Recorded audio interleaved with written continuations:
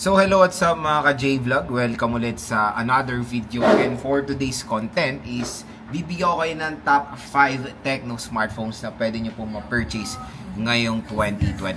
So tara, check natin.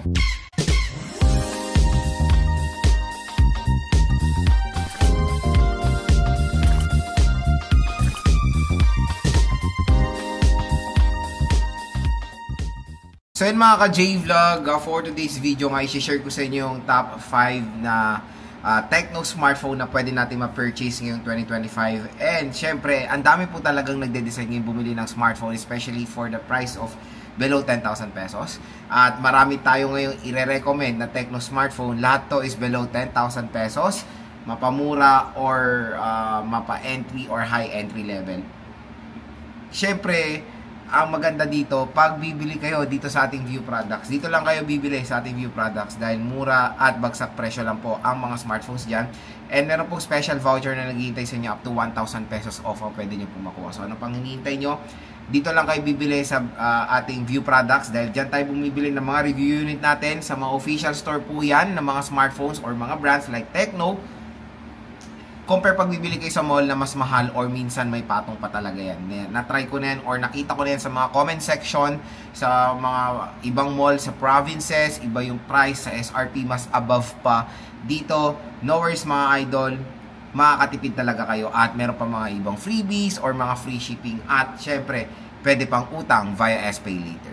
So ayan, unang-una sa ating listahan is the very popular at sobrang murang the Tecno Spark Go 2. So itong Tecno Spark Go 2 ay merong SRP na around 3,300 pesos for the 3GB64 at 3,600 for the 3GB128. Ang magandang balita dito nga sa ating View Products, there's a possibility na makuha nyo lang ng saradong 3,000 piso ang 3GB64 or may possible na mas mababa pa. Depende po sa offer ng tindahan. So again, very affordable na lang ang Tecno Spark Go 2 mga idol. Kaya ano pang hinihintay nyo?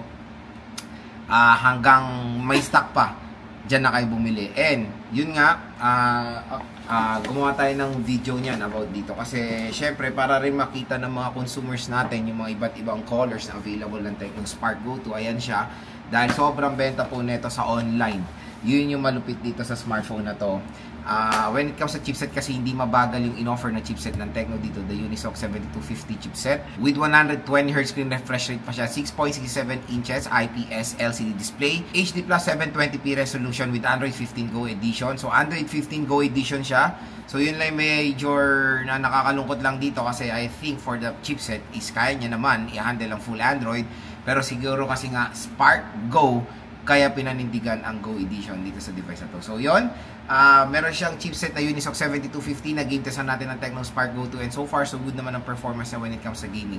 Kaya kung naghanap kayo ng super duper mura na smartphone na pwede rin gamitin for gaming like mga ML, mobile games, yung mga ganyan, kayang-kaya naman itong device na to. At 30 megapixel main camera and 8 megapixel front-facing camera. At pagdating sa battery, meron tayong 5,000 mAh na removable battery with 15 watt fast charging. So the reason why kung bakit nasa top 5 ko itong Tecno Spark Go 2 syempre, ito po ay isa sa napakabentang Tecno smartphone today dahil sobrang mura, maganda naman yung specs niya for its price at syempre karamihan ng mga consumers dito sa atin sa Philippines naghanap talaga ng isang smartphone na magamit nila sa pang-araw-araw nila kasi hindi naman lahat po gamers, hindi naman lahat picky sa specs as long as napo-provide ng smartphone yung day-to-day na ginagamit or ginagawa ng consumer, okay na yan sa kanila or masaya na sila dyan. Number 4 sa ating listahan is the very affordable din na Tecno Spark 40C. So meron mga haka-haka na nakikita tayo or sa comment section na parang ito yung sinatawag nilang legit na Tecno Spark Go 2. Kasi yung Tecno Spark 40C, redesign siya ng Tecno Spark Go 1. Kasi yun nga, meron silang diagonal shape camera module, very identical sa Tecno Spark Go 1, pero napakalupit or mura lang na itong device na to. So full Android to, hindi po to Go Edition. Meron tong SRP na around 4,000 pesos for the 4GB128. Again, nakita ko rin to sa online, there's a possibility na makuha nyo rin ng 3,000 plus ang Tecno Spark 40C. Ganun po kamura rin itong device na to. Meron siyang 6.67 inches IPS LCD display with the resolution of HD Plus 720p at 120Hz screen refresh rate. So when it comes sa screen, Screen size, quality, refresh rate, very identical din sa Tecno Spark Go 2. Android 15 out of the box with HiOS 15. Sa chipset is the MediaTek Helio G81 processor, 13 megapixel main camera, and an 8 megapixel front-facing camera. Dual steer speakers at napakalupit, a massive 6,000 mAh na removable battery with 18 watt fast charging. So, the reason why, bakit nasa listahan ko ang Tecno Spark 40C, unang-una is of course the affordability. So, syempre, marami ring mga consumers, again, tulad ng sinabi ko kanina, naghanap talaga ng murang smartphone na swak sa kanilang budget na merong reasonable specification for its price. The chipset is the MediaTek Helio G81. Again, hindi po mabagal na chipset yan. It can handle day-to-day tasks. It can handle modern games today like mga MOBA games din. Nag-game test rin natin ng Tecno Spark 40C. So far, so good. Again, marami ako nakikita na naman sa comment section na nagre-reklamo sa MediaTek Helio G81 processor. Again, I get it. Okay yan, magreklamo kayo sa G81 kung nakuha nyo naman yung smartphone ng 6, 7, 8,000 pesos. Pero makuha nyo ng 3K, 4,000, please, wag na kayo magreklamo. Okay na yung chipset na yan. Again, tulad ng mga sinasabi ko sa aking reviews, bumalik kayo ng 2020, 2021, 2022. Bumili kayo ng smartphone na 3,000 or 4,000 pesos nung time na yan, itatapon nyo sa sobrang bagal. Ito po, maganda nga yung mga brands ngayon, nagpo-provide sila ng chipset na medyo okay naman ang performance, hindi mabagal, as long as yung day-to-day task ng isang basic consumer na gagawa ng smartphone na to, okay na po yan for me as a content creator or as a reviewer ng smartphone. Kung napansin ko naman ng smartphone na hindi naman mabagal tapos mura, maganda na siyang i-recommend, definitely. Kasi meron mga ibang specification or meron mga ibang segment tayo for a budget. Meron tayong mga iba't ibang segment for consumers. Tulad na lang na merong naghanap ng for gaming. Syempre, kung naghanap kayo ng smartphone na talagang solid for gaming, magdagdag kayo ng budget. Again, the Tecno Spark 40, the target consumer neto is yung mga consumers na kumbaga masaya na sila sa specs na mapoprovide ng smartphone na to as long as hindi mabagal. Yun lang yun. So again, okay or super sulit na itong Tecno Spark 40C, especially for the battery, 6,000 mAh na removable battery. Number 3 sa ating listahan is the very popular na Tecno Pova 7. So itong smartphone na to ay sobrang solid din for its price segment, dahil ang ganda nito for gaming. So kung naghanap kayo ng budget smartphone for gaming, maganda rin i-recommend ang Tecno Pova 7. So the Tecno Pova 7 for the 8GB256 is around 7,000 pesos ang kanyang SRP. So again, sinasabi natin ng SRP kasi there's a possibility na yan na makuha yung price sa online. So 8,000 for the 8GB256 ng Tecno Pova 7, pero magandang balita dito sa ating view products, mura lang po ang Tecno Pova 7, around 5 to 6,000 pesos po pwede yun siyang makuha. So very affordable lang ito sa online dito sa ating view products. Again, dito lang kayo bibili para makuha nyo ng below SRP ang mga devices na fineflex natin sa ating video. So the Tecno Pova 7 ay merong screen size sa 6.78 inches, Full HD plus 1080p resolution. At when it comes sa refresh rate, meron siyang 120Hz screen refresh rate. Android 15 out of the box with HiOS 15. At sa chipset, meron tong MediaTek Helio G100 Ultimate. Ito napaka-solid sa Tecno Pova 7 na sobrang na-enjoy ko yung camera quality niya. Ito yung legit na merong ibubuga na 108 megapixel. So, syempre yung mga iba, di ba, na smartphones is focus na talaga gaming performance. Especially pag parang series sila is gaming centric. Pero dito kasi, gaming-centric yung focus ng Pova, pero maganda rin ang camera, legit.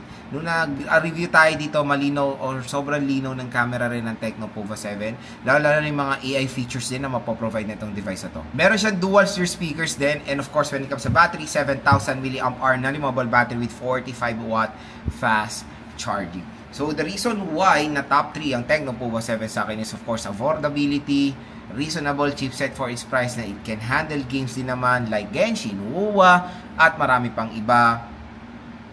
When it comes sa screen size, ay okay naman din siya, or the resolution itself, Full HD plus 1080p. Pero again, hindi siya AMOLED. It's an IPS LCD display na parang pinaganda nila yung term or terminology na vivid display.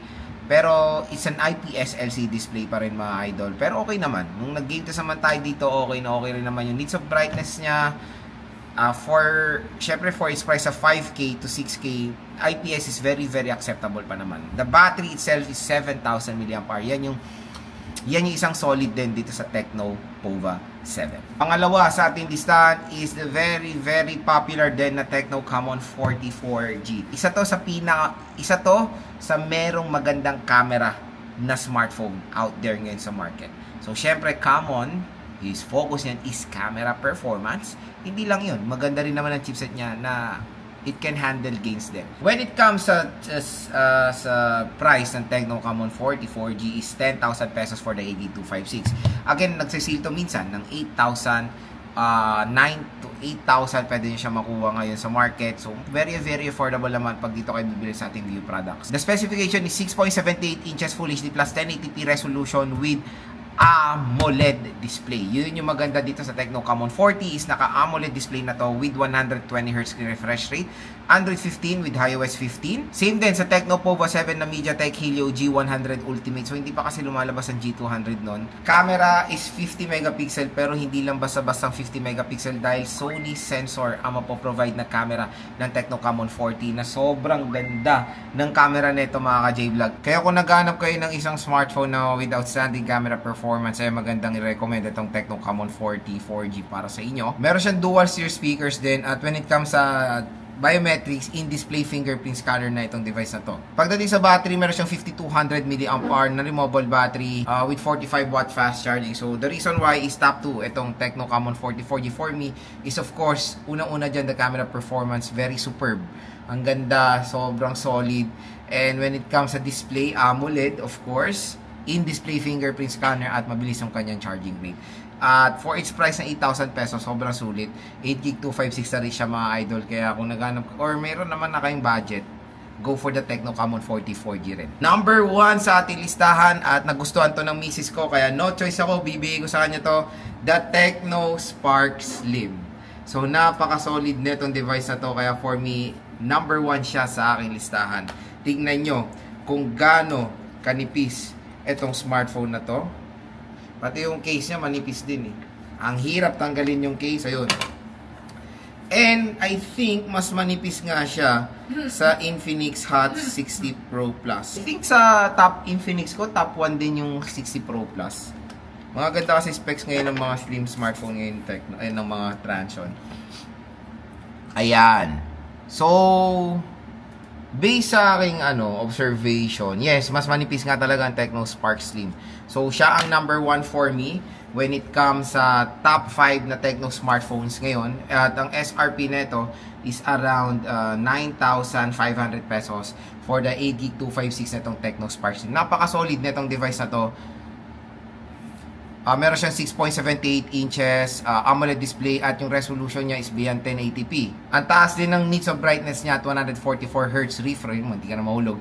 144Hz refresh rate siya. Sa chipset is the very infamous na chipset, the MediaTek Helio G200. 50 megapixel main camera, dual series speakers, sound by Dolby Atmos, in-display fingerprint scanner at pagdating sa battery, malaki 5,160 mAh na removable battery with 45 watt fast charging. So in less than 1 hour lang, kaya ng full charge itong smartphone na to.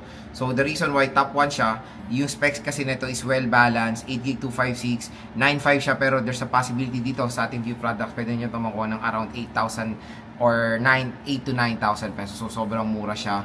At grabe nipis na talaga mga ka-J-Vlog. Very handy rin ito.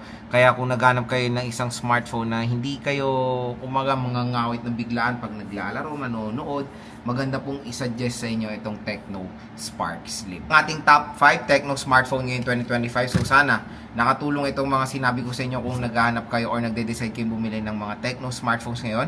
So kung interested kayo sa mga sinabi nating smartphones, nandito yan sa ating View products. So click nyo na itong View products na to dahil dito ay mura at bagsak presyo lang ang mga Tecno devices. Hanggang mura, hanggang sale, dyan na kayo bumili dahil meron pong special voucher na naghihintay sa inyo up to 1,000 pesos.